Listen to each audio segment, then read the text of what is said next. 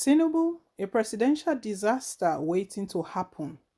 A look into 2023 presidential ambition. Anyone who has watched Bola Ahmed Tinubu closely and dispassionately can't help but notice that the man is not well. His endless verbal miscues and non-verbal cues constantly conspire to construct the profile of a man who is battling a troubling internal turmoil. He appears to reveal his own self-created alternate universe that is always light years away from ours. When he speaks and walks, he strikes the observer as a man in a daze, in a creepingly drunken or narcotic stupor.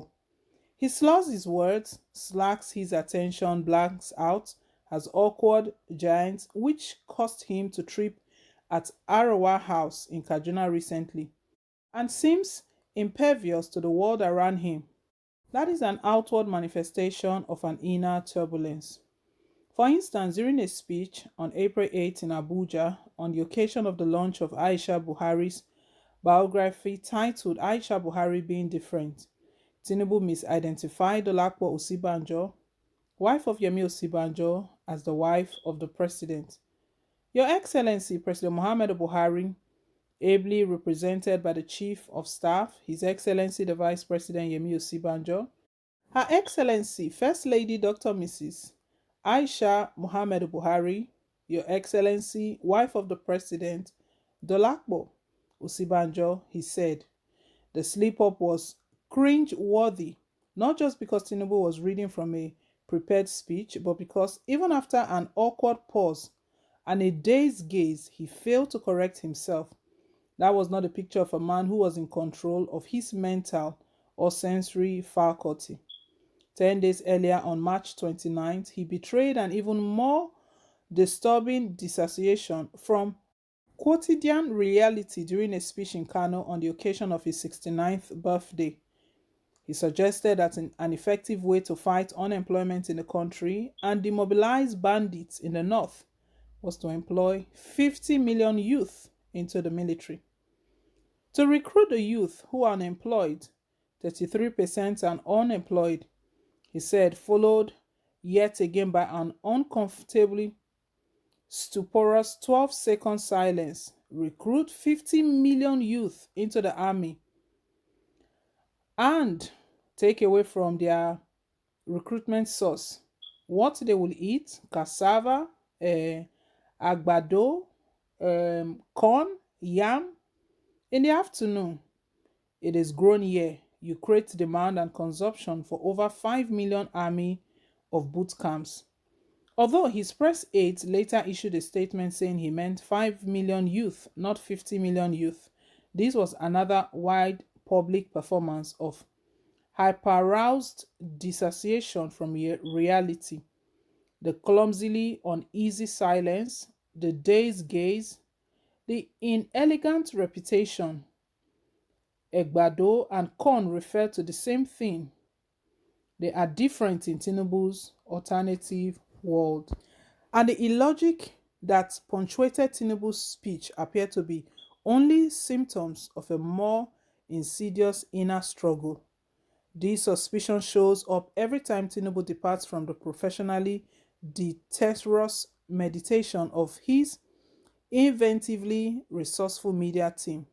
For another recent example, go back and watch the incoherent and illogical video of his October 2020 response to the Lekki massacre.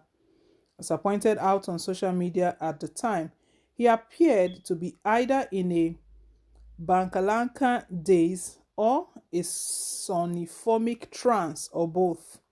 Tinubu has one of the, if not the most sophisticated propagandists and mind managers in Nigeria, but he sometimes overrules his media minders and rant in public while in an unflattering mental state. A proverb says, better to remain silent and be thought of a fool than to speak and remove all doubt. The inverse is true for Tinubu. Through expert media manipulation by ingenious spin doctors, we have come to associate Tinubu with political and cognitive sophistication and admirable intellectual heft. If he had remained silent, he would have nourished and sustained his myth.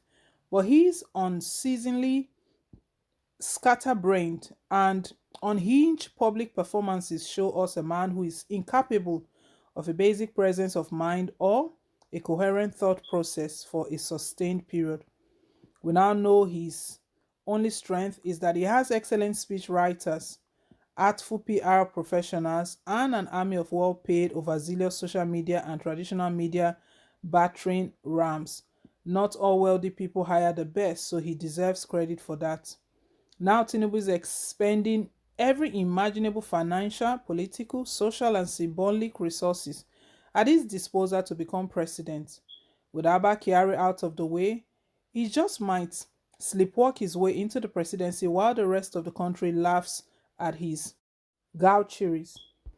However, political analysts have argued that Tinubu will never be president. For instance, in a September 21st, 2019 column titled Why Bola Tinubu Can Never Be Nigeria's President, it was pointed out, among other things, that the most important reason Tinubu can never be president is that the people who currently wield political power, to whom he is a witlessly obsequious bootlicker, won't hand over power to him or to anybody in 2023. It was also revealed that before the 2019 election, Abba Kyari stated that the election will deal with Tinubu and his people. He bragged that by the time they are done with him and his underlings, he will be so damaged that he won't even be an option for the 2023 presidency. It's already starting. Well, Abba Kyari died and the old cabal no longer exists. Abubakar Malami, the Attorney General and Minister of Justice, is now the head of a reconfigured Aso Rock cabal who takes presidential decisions. For one, INEC's purchasable chairman isn't as indebted to Malami as he was to Kyari, since Kyari single-handedly put him in the position and dictated his every move. Tinubu can deploy his enormous war chest to buy up INEC. For another, Malami has no control over APC's faction.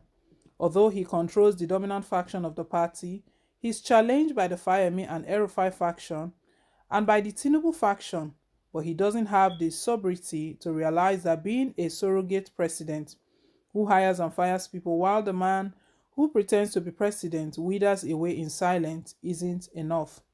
Well, the bottom of all of this is that Tinubu that is pushing to become president, that so many things are wrong. It's going to be a presidential disaster if this ever happens, if a Tinubu presidency ever occurs.